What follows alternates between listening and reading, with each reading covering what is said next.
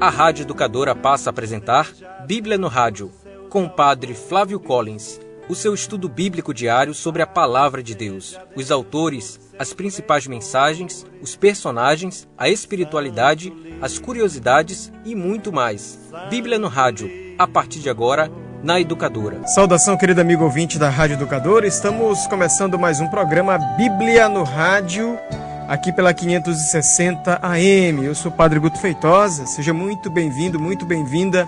Você que nos acompanha pelo AM, pelo aplicativo e pelo site da nossa emissora.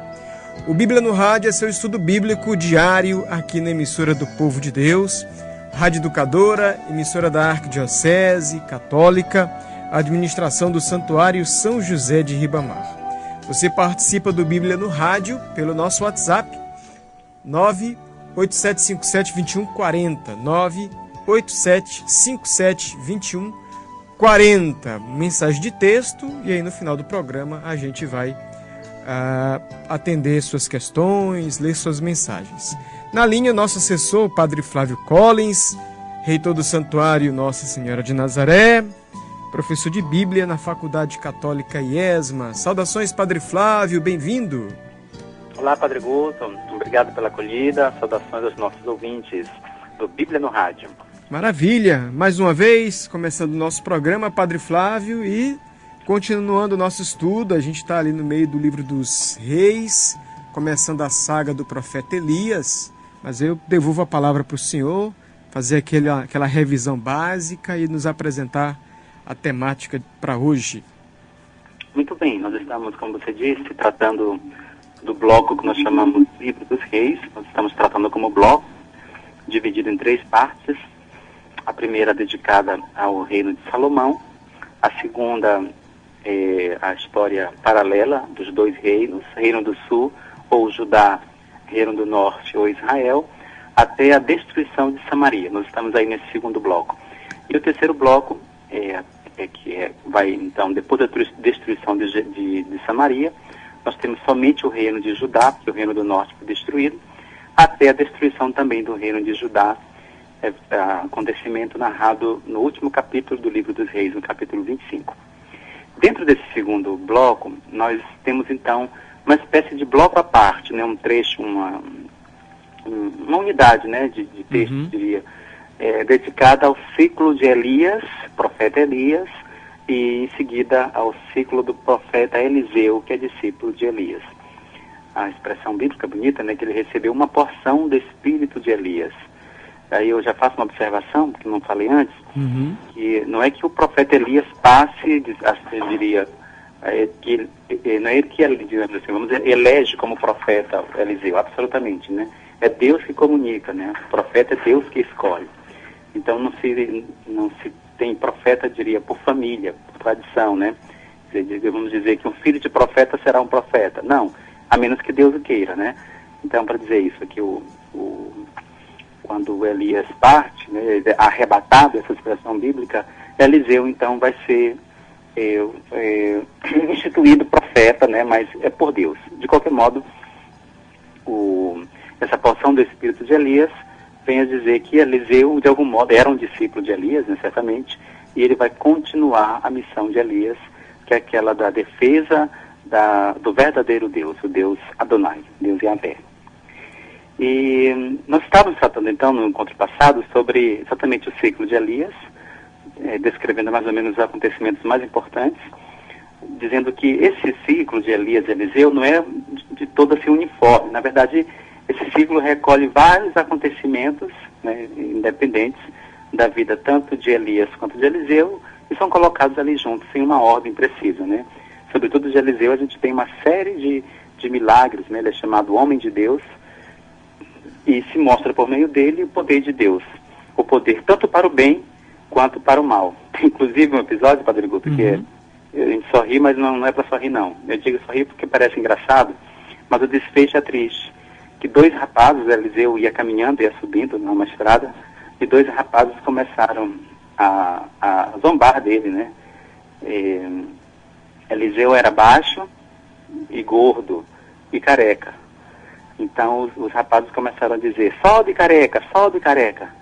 E aí Eliseu voltou para eles, os amaldiçoou, e então 2 ursas saíram do mato e despedaçaram 42 desses jovens. Nossa. É triste, né? Mas aqui tem um ensinamento, que não se pode zombar do homem de Deus sem uma consequência. Então, para dizer que Eliseu é chamado de homem de Deus, e ele vai mostrar o poder de Deus, tanto para o bem, quanto também para o mal. Então, aparece assim. E, bem, o principal acontecimento da vida de Elias está no seu embate, né? Então, é preciso situar que Elias está dentro do contexto do surgimento de um novo rei, né, que subiu ao trono, o rei Acabe, que casou com Jezabel, e Jezabel adorava o seu deus, né, o deus Baal de Tiro. E assim, Acabe introduziu em Israel o culto ao deus Baal de Tiro. Isso ficou conhecido como a segunda idolatria, né, de Israel. A primeira era aquela do bezerro de ouro, já desde o livro do Êxodo, mas aqui na História dos Reinos foi introduzida por Jeroboão, que construiu 2 altares, 2 templos para Deus, e construiu ali um bezerro de ouro em cada templo, e disse que este bezerro era Deus, era o Deus Adonai. E essa é a primeira idolatria, e a segunda idolatria foi aquela então introduzida por Acabe e Jezabel. E é contra então esse tipo de idolatria, esse segundo tipo de idolatria, que se levanta Elias, cujo nome significa o Senhor o meu Deus é o Senhor, quer dizer, seria Javé, né? Javé é meu Deus. E a vida inteira então de Elias foi pela defesa do culto do verdadeiro Deus. E é nesse contexto que a gente vai encontrar ali aquele embate sobre o Monte Carmelo, o desafio, né, dos 450 profetas de Baal contra Elias, para ver quem é o Deus verdadeiro. No final, né, do desafio, Elias vence e então vai matar os 450 profetas de Baal, e depois será perseguido por Jezabel, o que o porá em crise, né? Então ele vai ao deserto, querendo morrer, porque não compreende mais a sua missão, no deserto o anjo o faz levantar, ele faz com que ele recobre suas forças, né, com o alimento, até que ele vá à montanha do Horebe. Na montanha ele então tem aquela experiência de Deus. Na experiência de Deus, e aí a gente pode refletir a vida de Elias nesse sentido, retomando o que a gente viu no encontro passado. Você até perguntou se não havia aqui uma terceira idolatria, né? Quando eu falava da manipulação de Deus. Que realmente o desafio que Elias fez não era necessário, porque ele já tinha o conhecimento de que Deus mandaria a chuva, pondo fim à seca. Mas mesmo assim ele desafiou, né, Acabe, já com uma informação privilegiada, porque ele sabia que vinha chuva. E a chuva, então, ele só revela para o rei Acabe que vinha chuva depois que ele, de algum modo, né, mostrou a sua força, a força do profeta, a força do homem de Deus. É como se fosse uma luta pessoal. Então vamos dizer assim que Elias, de algum modo, ele manipulou Deus para o seu bem, né? Até divertia, né, como um parêntese, que esse é um risco, né, de todos os tempos, de todas as religiões, de toda pessoa de Deus, um pouco corre esse risco. E Jesus passou por esse desafio também, né? As tentações no deserto não são outra coisa senão o modo como Deus, como Jesus vai agir no mundo como filho de Deus. E aí o diabo propunha para Jesus um uso do poder, né, para aparecer, para beneficiar a si mesmo. É o risco da religião. Não à toa, Jesus mesmo conta isso aos seus discípulos, para que eles que depois vão continuar a igreja, né, que vão conduzir a igreja, tenham sempre esse cuidado de não colocar a religião a serviço da pessoa. E então Elias passa por isso. Ele não passa no teste, né, porque ele fez isso, de algum modo ele quis manipular Deus. E essa experiência que ele terá sobre a montanha, Deus vem, ele espera Deus num terremoto, Deus num fogo, né, ou num vento forte, uma tempestade, ou num furacão, mas Deus não está em nada disso. Deus está de uma maneira diferente, está numa brisa suave. Deus é brisa suave. E aí então ele compreenderá a sua missão e retoma o seu caminho. Depois dele, então, surge Eliseu, aí repito, do qual se narra vários milagres, né? Ele tem realmente um poder extraordinário. E lembra até, Padre Guto, que alguém perguntou sobre a cura de Naamã, o sírio, né? Que a gente recordava, acho que a Maria do Carmo perguntou isso. A cura de Naamã, o sírio, está no capítulo 5. Ele faz parte de Arã, né? Arã está no estrangeiro. E aí vai mostrar que Deus, de fato, sendo o único Deus verdadeiro, que tem uma relação muito singular com Israel, mas mesmo assim é o Senhor que dirige a sorte dos povos.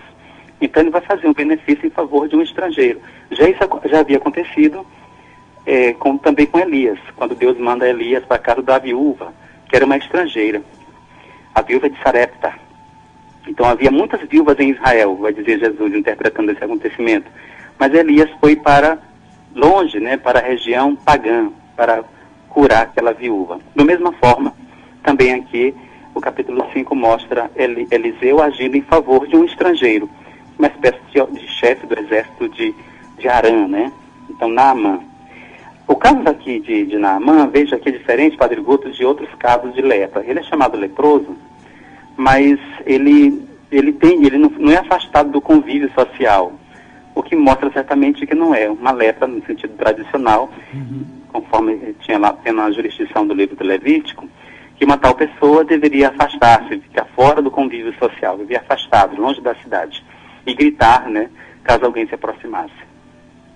Provavelmente, no caso de Naamã, era apenas uma mancha de pele, né, que também, de fato, o conceito de lepra era bastante amplo. A medicina não tinha, né, era bastante ainda limitada, então era difícil saber essas coisas exatamente. De qualquer modo, Naamã soube que podia ser curado e ele foi procurar, então, Eliseu. Na verdade, ele foi procurar o rei de Israel. O rei de Israel não sabia, não podia, etc. Então, Eliseu foi curá-lo. E o curou de uma maneira muito simples, né? Ele só disse assim, na verdade, nem esteve com ele. Isso, inclusive, causou revolta em Naamã, o sírio, porque o profeta não o recebeu. Só disse que ele fosse se lavar no Rio Jordão 5 vezes. E ele, até zangado, né, disse, por acaso lá onde eu moro não tem rios melhores e maiores do que o Rio Jordão para que eu tome banho? E foi embora, né, porque disse que o profeta nem me recebeu. Mas aí os servos de Naamã disseram, mas se o profeta tivesse mandado fazer uma coisa muito mais difícil, tu não teria feito? Aí ele realmente reconheceu e foi, se lavou e ficou curado. E isso aqui é interessante, Padre Guto, porque parece às vezes, né, eu faço um parêntese, que Naamã esperava uma coisa extraordinária, ele esperava um grande milagre, sei lá o que, a expectativa dele, né? Tinha que fazer um sacrifício muito grande. E Naamã pede apenas e Eliseu pede apenas que ele tome banho, que ele tome banho no Rio Jordão. Quer dizer, o milagre acontece ali de uma maneira muito simples, né? O simples fato de lavar-se. E assim, e por isso Naamã quis recompensar Eliseu, queria dar para ele bastante dinheiro, como uma espécie, né, de agradecimento, mas ele não aceitou. Não aceitou de jeito nenhum. E aí, Naamã, a partir daí, ele se converte ao Deus verdadeiro. Inclusive, ele leva a terra de Israel e diz que é sobre essa terra agora que ele vai sacrificar ao Deus de Israel, lá em Arã. Pede, inclusive, perdão, porque muitas vezes ele sobe junto com o rei, né, quando o rei se prostra diante do Deus de Arã, um dos deuses, né, se chama Haddad, e então ele está junto, então ele se prostra diante desse Deus. E Eliseu então lhe concede o perdão, dizendo, vá em paz. Então está perdoado por essa idolatria. Mas é significativo isso, que ele leva para Arã porções da terra de Israel, para demonstrar então assim, vamos dizer, a sua conversão. Um fato curioso é que o auxiliar nesse episódio, o auxiliar de um servo de Eliseu se chama Giese. Ele está muito presente aí, né, Giese. Muitas vezes Eliseu fala por meio dele, né, é um mensageiro mesmo. E Giese achou que poderia tirar proveito, disse, o meu senhor não quis nem um centavo desse homem que é tão rico, então ele quis tirar proveito. Então ele saiu correndo atrás de Naamã e o chamou e disse, olha, inventou uma desculpa na verdade, chegaram alguns jovens lá na casa do meu senhor e tudo, e ele pediu que você mandasse aí algumas moedas para ele. Aí ele deu 2 ciclos de prata e ele ficou rico com isso, né? Mas aí Eliseu descobriu e disse, olha, eu vi, meu espírito não estava lá quando alguém desceu do cavalo e perguntou, o que queres? Então, tu pegaste dele dinheiro para ficar rico, podes comprar o que quiseres agora, mas tu vais pegar também a lepra que era de Naamã. E aí, Giese, aquela doença que era de Naamã, o sírio, passou para Giese, e Giese não é mais, então, servo de Eliseu por conta disso. A ganância. A ganância. Uhum. Bem, então o ciclo de Eliseu é isso. De modo geral, ele se envolve também em questões de guerra, mas de fato como profeta, né? Mas prevendo um pouco, né, ou fazendo a leitura sobre o futuro, sobre a sorte, sobretudo aí contra o rei Arã. O rei de Arã, que muitas vezes vai fazer cerco a Samaria. Há muitos episódios, né, que são relacionados exatamente a essa tentativa de Arã de conquistar a Samaria. E, de modo geral, é isso. Esse é o ciclo de Eliseu, Padre Guto. Aí nós terminamos os dois profetas, né, Padre Flávio? Exatamente. E eles eram profetas do Reino do Norte. Do Reino do Norte, exatamente. Esses profetas são chamados, né, só para a gente concluir, eles são chamados profetas não escritores, né? Quer dizer, eles não têm livros, embora eles tenham, quer dizer, são os primeiros grandes profetas de Israel, são os primeiros, né? E que têm aí a sua missão dentro desse contexto da defesa da fé já vista. E só para sintetizar a vida de Eliseu, para retomar uns pontos que a gente falou no encontro passado, o primeiro livro dos Reis fala de elementos da vida privada do profeta, quando ele é chamado para a missão, e aí tem numerosos milagres, como por exemplo, tinha um lugar, né, que tinha bastante água, mas a água era amarga. Então ele purificou a água do povo. Depois ele multiplicou o óleo em favor de uma viúva. O marido, ela era esposa de profeta, no capítulo 4 isso.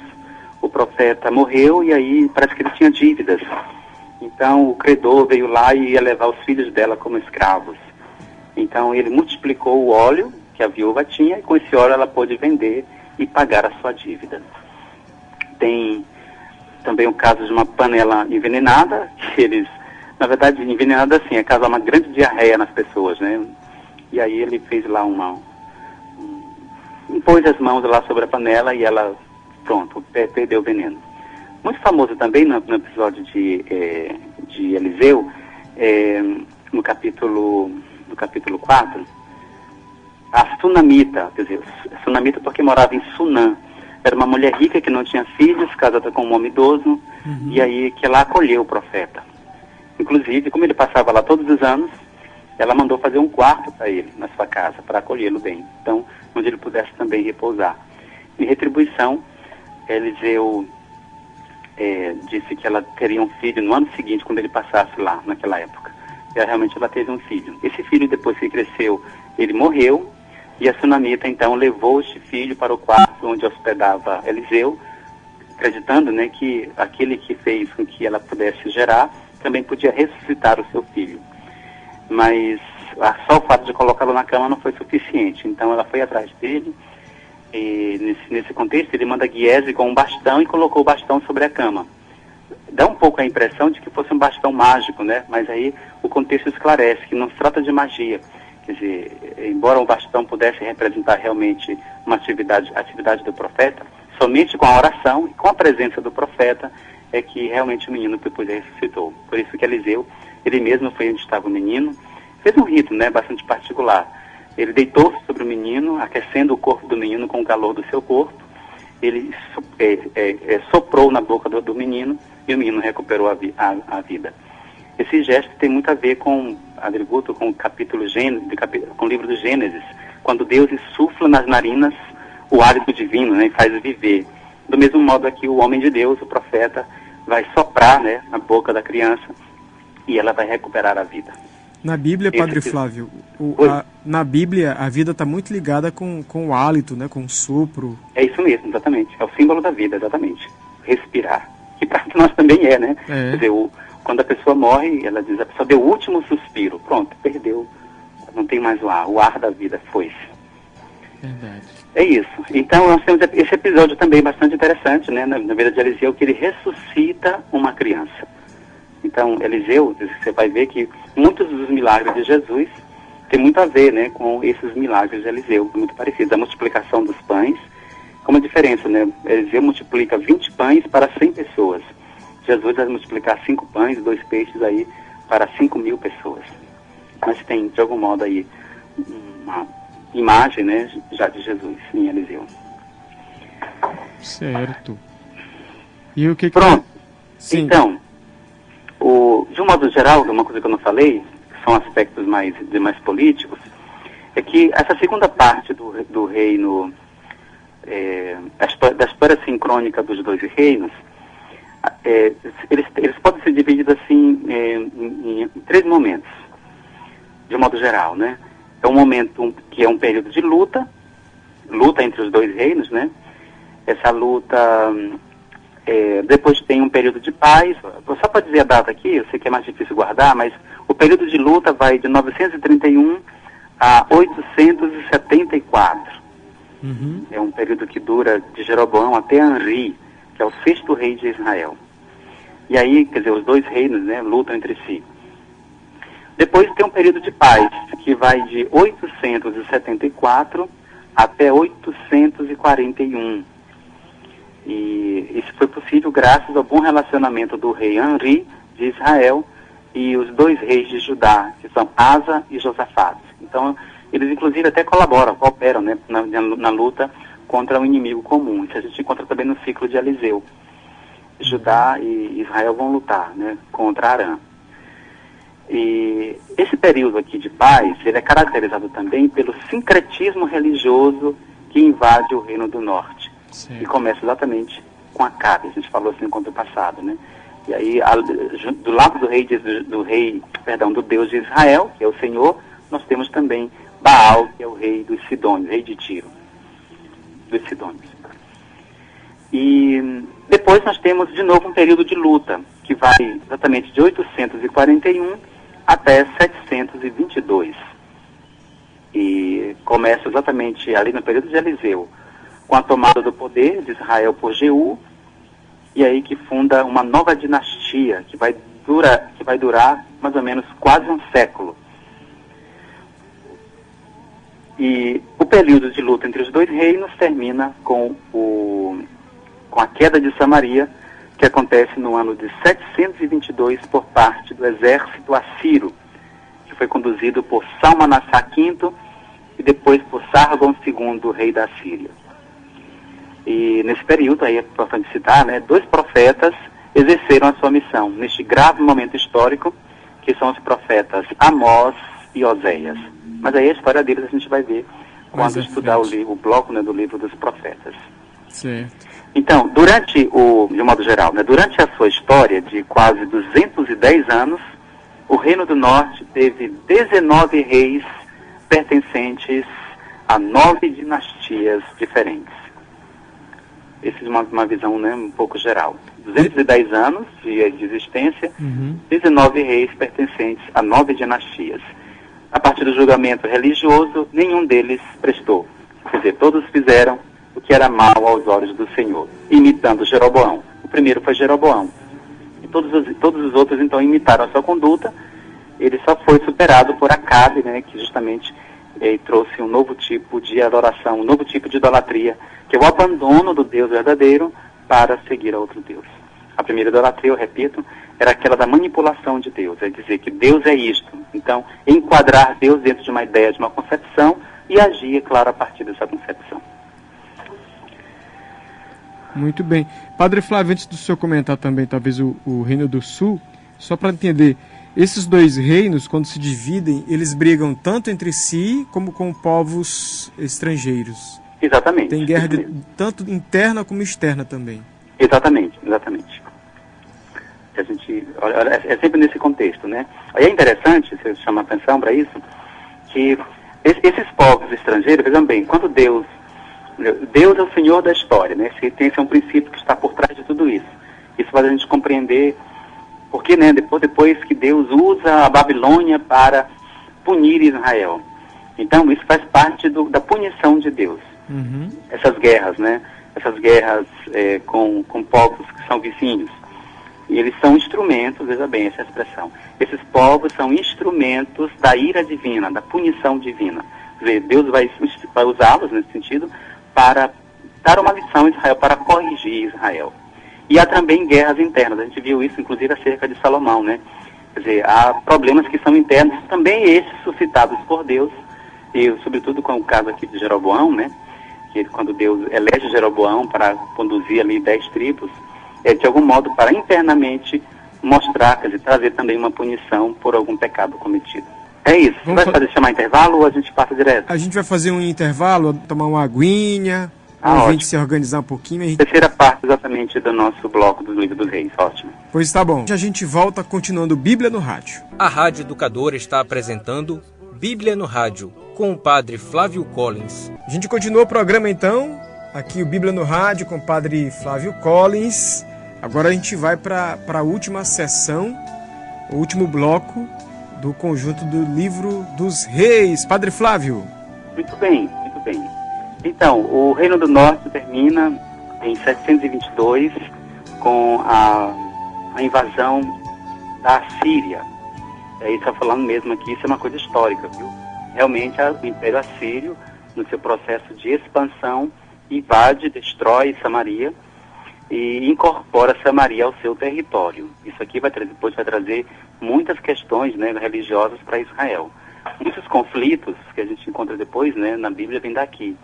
Porque como é que acontecia, Padre Guto, essa incorporação do território ao Império? Então Samaria passa a ser território da Síria, que está distante, viu? Mas é incorporado. O que eles fazem? Eles tiram os habitantes da Samaria, então levam para qualquer outro lugar, em geral para as capitais, né, para o trabalho escravo, e levam mandam para aqueles lugares, no caso para Samaria, outros povos, pessoas de outras nacionalidades. E aí, claro, né, mistura tudo. Mistura tudo. Cada povo traz o seu Deus. E aí misturou tudo, né? Então, eu estou só rindo porque a gente vai encontrar no Novo Testamento essas questões, né? Os judeus não se dão com os samaritanos. E vem exatamente por conta disso, nesse período aqui. Então, era isso. Samaria agora, digamos assim, é uma nação de povos, vamos usar a palavra, né? De povos pagãos. Digamos que até ali tinha esse cuidado, né, com a lei de Deus, né, de não misturar-se com outros povos, e realmente isso foi feito, né, bem ou mal foi feito. Mas agora, como Samaria foi incorporado ao Império Assírio, aí não tem mais como, né, porque o povo que estava lá foi deportado, e para lá vem outras pessoas, e isso vai depois, né, as gerações futuras serão então gerações misturadas. E vou dar um salto na história. Agora a gente vai contar a história do Reino do Sul, né? O Reino do Sul também será destruído. Padre Flávio. Oi. Só antes do senhor passar para o Reino do Sul, quando o senhor fala a Samaria, o senhor toma pelo todo Israel, né? Exatamente. Samaria foi invadida, porque é a capital, né? Então, sim. É a capital destruída, então, quer dizer, a sede do poder, acabou. Então, todo o território, sim, né? Todo o território do Reino do Norte, que depois, né, vai ser... Porque era, digamos assim, a divisão era essa. O Reino do Norte e o centro é Samaria. Então, é todo o Reino do Norte quando fala Samaria. Muito bem, Padre Guto. Ok. Depois, no Novo Testamento, se vai dividir em região, né? Aí tem Galileia, aí tem Samaria, tem Judeia, etc. Mas no Antigo Testamento, Samaria quer dizer todo o Reino do Norte. Então, não tem mais rei. Ali acabou a monarquia. Foi destruído o Reino do Norte. E aí o salto que eu dou na história é só para explicar algo da própria Samaria. O salto é o seguinte: depois o Reino do Sul também será destruído. E também o povo será deportado. E aí você vai fazer a análise, né? Por que aconteceu isso? E então há uma reflexão que vai surgir aqui, claro, que tudo isso aconteceu por causa das inúmeras infidelidades. Entre elas, o fato de se unirem. Há muitas alianças, né? A gente viu aqui Acabe, por exemplo, que se une a Jezabel, então, que é uma estrangeira. E aí essa união causa depois ali, leva o povo para a idolatria. Então essas uniões acabaram de levar à idolatria. A gente já via isso desde Salomão, né? Que essas uniões, né, com essas alianças, né, com outros povos, elas traziam como consequência o sincretismo, a presença de outras divindades. E então uma reflexão que você vai fazer quando vai retornar para Israel, né, depois que passou o exílio, etc., vem outro império que manda o povo de volta. Então, se vai acentuar essa necessidade da purificação. Eu tenho a impressão que nós falamos disso quando apresentamos o livro do Levítico, que aquele ideal de purificação que era extremamente proibido casar-se, unir-se, é um povo que tem que ser puro, então a noção de puro e impuro, essas leis elas se acentuam exatamente nesse período. E Esdras, né, será um sacerdote que vai lutar muito por isso. Proibir mesmo as uniões, né, com outras pessoas de outros povos, de outras nações. E então, quando o povo vai reconstruir então a sua cidade, Judá, de modo particular, e os samaritanos, vamos chamar assim, né, são os habitantes de lá, vão dizer, nós também somos, né, porque ficaram pessoas lá, nós também somos da nação eleita, nós queremos ajudar. E aí aqueles que vão reconstruir vão dizer, não, foi por causa de vocês, quer dizer, por causa da infidelidade, por causa da mistura de tudo isso que nos aconteceu, essa grande desgraça que foi o exílio. Aí então, desde então, os samaritanos se revoltaram e fizeram guerra contra Judá, adiando ainda mais a reconstrução da cidade. Aí é desde esse tempo, então, que samaritanos e judeus não se dão bem, porque os judeus olhavam para os samaritanos como uma nação imperfeita, chamada de Galileia dos pagãos, uma expressão que depois ficou famosa, né? Tem até no Novo Testamento isso, Galileia dos pagãos. Mas eles são também da mesma nação eleita, só que foram misturados e aí, por isso, tem uma discriminação em relação a eles. A gente vai encontrar isso muito no Novo Testamento. Era só essa observação, Padre Guto. Então, em 722 é destruído o Reino do Norte e aí o Reino do Norte, cuja capital era Samaria, foi incorporada ao Império Assírio. Aí então, a narrativa do Livro dos Reis, no terceiro bloco, vai contar a história do Reino de Judá, o Reino do Sul. E aí a gente vai olhar, né, de modo bem geral, e depois falar do tema central do Livro dos Reis, que está no capítulo 17 do segundo livro. Muito bem. Então, de modo geral, nós temos o seguinte. Depois da destruição do Reino do Norte, cuja capital era Samaria, o Reino de Judá toma também o nome de Israel. Mas aí, claro, quando a gente fala agora de Israel, vai se entender, é somente o Reino de Judá. É só o que sobrou, que não tem mais nada. O restante, Samaria não é mais Samaria. Samaria agora é a Síria. Então, o Reino de Judá se torna também Israel. E são 130 anos, Padre Guto, de história, desde a destruição de Samaria até o fim também do Reino de Judá. E durante esses 130 anos de história, se alternam períodos de grande infidelidade, assim como o Reino do Norte, e também há períodos de reforma religiosa. Reforma religiosa quer dizer, vamos colocar as coisas no lugar certo. E aí, nós temos aí duas figuras fundamentais, né? Quando se fala de reforma religiosa, tem um notável despertar religioso que aconteceu sob os dois grandes reis de Judá, depois de Davi. Os dois grandes reis são Ezequias, que viveu de 716 a 686, e aí a história dele é contada aí, começa no capítulo 18 do segundo livro dos reis, e vai até o capítulo 20. É o rei Ezequias. Ezequias, ele foi um dos grandes reis de Israel. E você sabe quem era o conselheiro dele, Padre Guto? Imagine aí. O conselheiro de Ezequias é o grande profeta Isaías. Opa, Isaías, o profeta. Tá bem de conselheiro, hein? Pois é, o profeta do advento, né? Isaías. E o segundo grande rei foi Josias.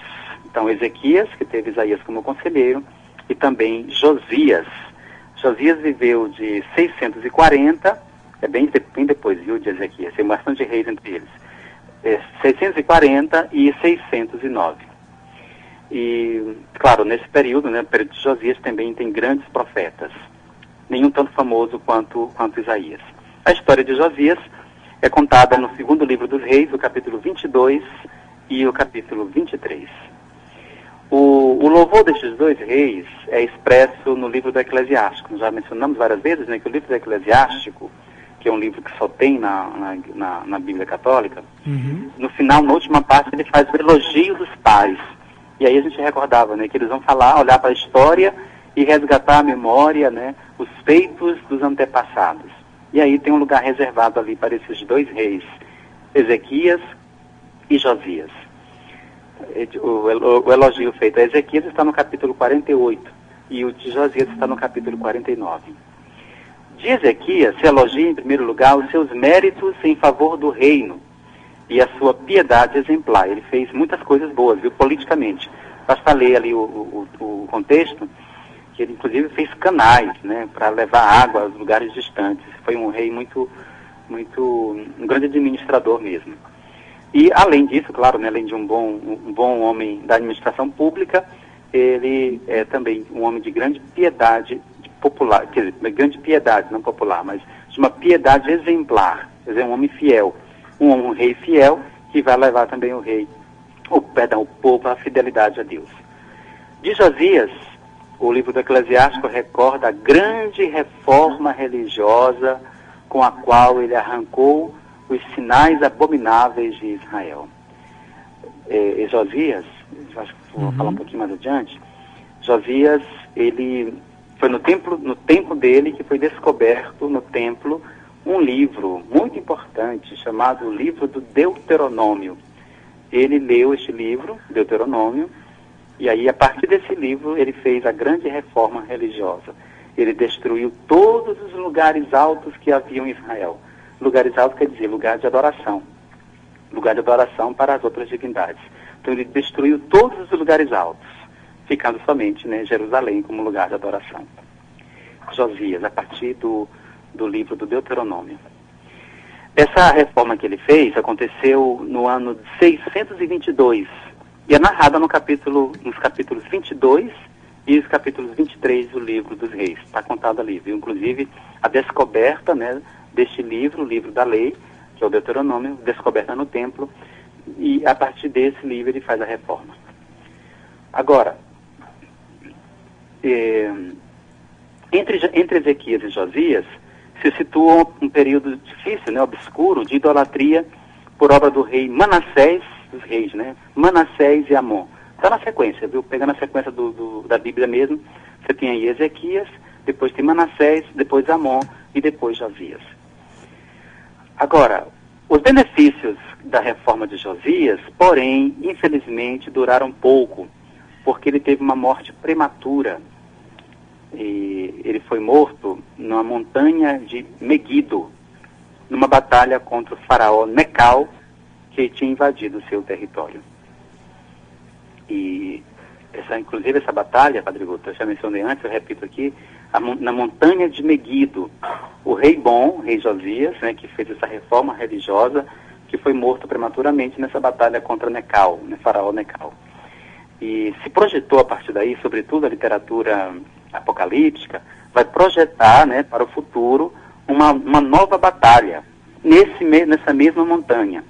Essa montanha traduzida para a língua grega, né, que em montanha hebraica é Har, né, Har Megido. Traduzido para a língua grega ficou Har Magedon, o famoso Armagedon, né, que se fala, tem até filme assim, né, falando disso.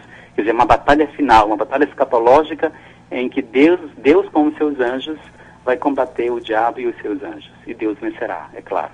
Na verdade, Deus já venceu, né? Essa batalha já foi vencida na cruz. Pois bem, mas para dizer, né, que o substrato histórico, né, dessa profecia está aqui. É porque lá, digamos assim, né, o rei de Deus, sofreu uma derrota para o faraó Necal. Então, o faraó aqui, no caso, representa as forças do mal.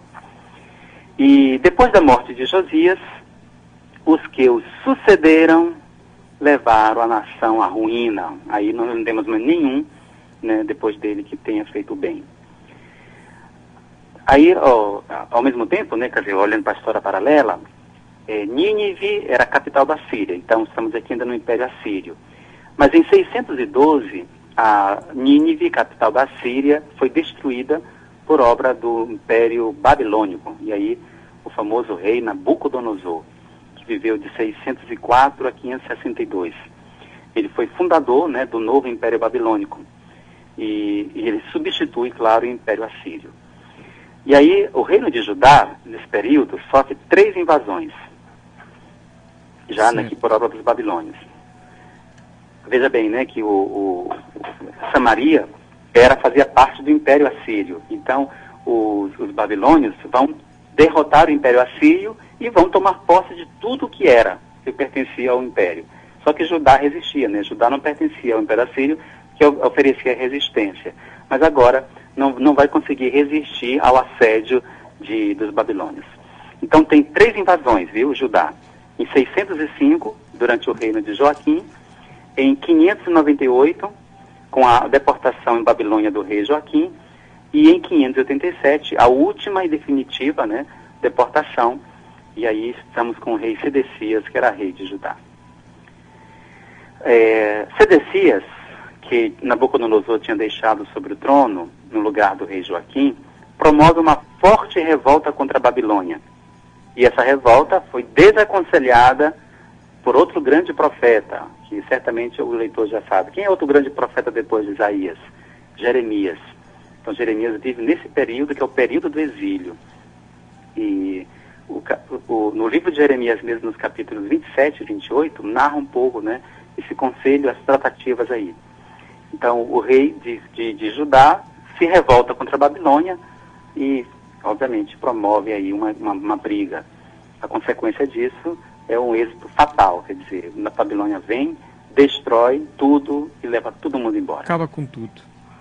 Nabucodonosor promove então o assédio a Jerusalém e a destrói e deporta a população para a Babilônia.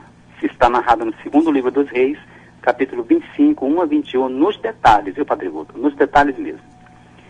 E então, o segundo livro dos Reis termina, são os versículos 22 a 30 do capítulo 25, contando a sorte dos que permaneceram em Jerusalém, o assassinato de Godolias, que era o governador, e a libertação de Joaquim com a restituição das honras reais. A história do reino de Judá, de um modo geral, durou 350 anos e governaram um total de 20 reis, pertencentes, salvo breves períodos, a uma única dinastia, que era a dinastia davídica. Isso porque Deus jurou manter a sua palavra a Davi, que teria sempre, né, um filho seu sobre o trono de Judá. E assim termina a história dos reis de Israel. 2 foram considerados, né, excelentes, que imitaram Davi em tudo, que são exatamente Ezequias e Josias. Outros têm um julgamento parcial, né, que eles foram bons, fizeram que era bom aos olhos do Senhor, mas os lugares altos não desapareceram. E dos outros se diz exatamente que fizeram o que é mal aos olhos do Senhor, não imitando o que tinha feito Davi. De modo geral é isso, Padre Guto. O que nos resta agora sobre o livro dos Reis, que vai ficar certamente para o próximo programa, é falar da chave teológica, né, do capítulo central, que traz aí a chave de interpretação de todo o bloco do livro dos Reis. Fica para o próximo programa. Isso. Muito bem. Vamos às mensagens dos ouvintes. Você, ouvinte, pode passar sua mensagem, sua questão, sua participação para o número 987572140. É o WhatsApp Educadora. 987572140. Mensagem de texto. Eu vou começar aqui perguntando ao Padre Flávio, que nos disse ainda há pouco que o povo de Judá não queria a ajuda dos samaritanos, porque considerava os samaritanos já misturados, impuros, né, derrotados, enfim. E eu fico me perguntando também, Padre Flávio, se isso não tem a ver com aquela questão das gerações, né, uma geração que foi, digamos, infiel. Isso desde o início da Bíblia a gente tem acompanhado isso. Então, de certo modo, ela é um pouco rejeitada e se espera surgir uma nova geração para recomeçar, para acertar, para ser corrigida. Tem um pouco a ver com isso também, essa rejeição de Judá por parte para com os samaritanos? De certo modo sim, Padre Guto, porque, olha, veja bem, o reino de Judá permanece ainda 130 anos, né, depois que Samaria foi incorporada ao Império Assírio. Uhum. Então, aí, uma geração durava 40 anos, né? Você tem aí 3 gerações praticamente, né? Isso. E aí em que um povo já se misturou, quer dizer, era impossível já agora de obter aquela pureza de raça, como o livro, a lei do Levítico vai apontar, né? Que Israel não pode se misturar, não pode nem mesmo casar-se com gente de outro povo, né? Mas de qualquer modo, nesse sentido, eu digo até positivamente, ficou de geração para geração ainda uma ligação, né? Quer dizer, nós somos, apesar de nações diferentes, né? Terem ido habitar ali na região de Samaria, então se misturado com os que ficaram ali, de algum modo ficou um substrato, né? O pessoal se identifica.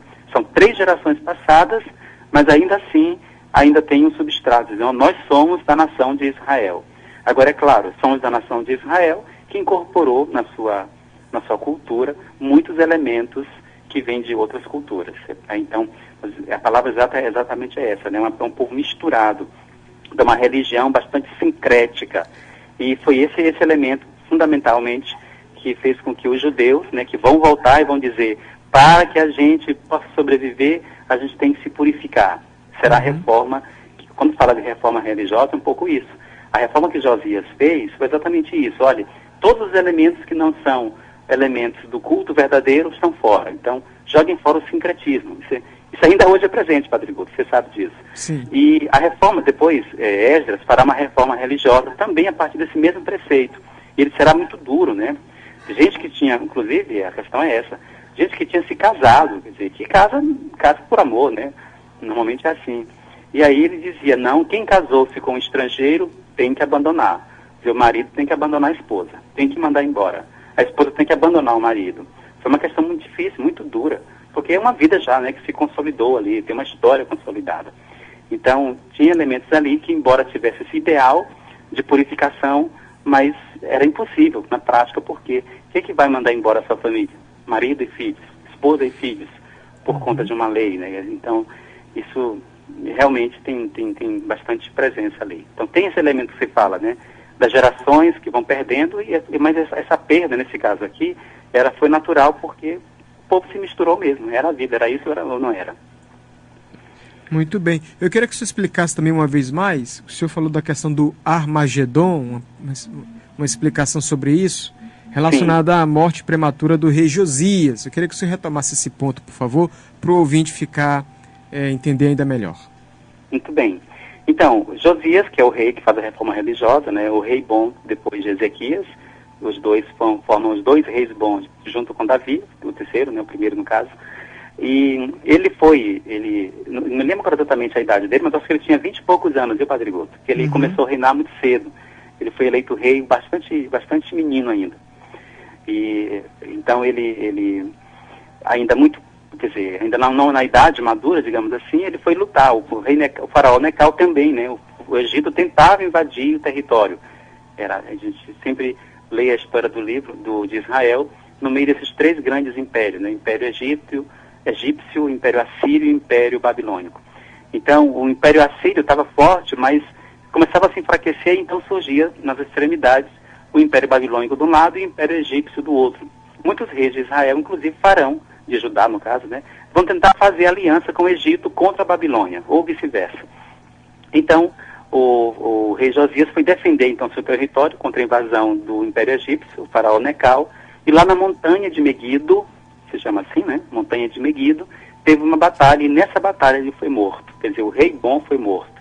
Quer dizer, o rei que luta a luta de Deus, a guerra de Deus, foi morto. Então se projetou, quer dizer, uma nova batalha no mesmo lugar, e seria uma batalha final em que Deus, o rei, né, os enviados de Deus sairiam vitoriosos. Aí eu disse que depois, né, com o fim da monarquia, vai surgir uma literatura nova, a literatura apocalíptica, que isso vai ser no período do Império Grego. E essa palavra, então, montanha de Meguido, em hebraico ela significa Har Meguido, né, Har Meguido.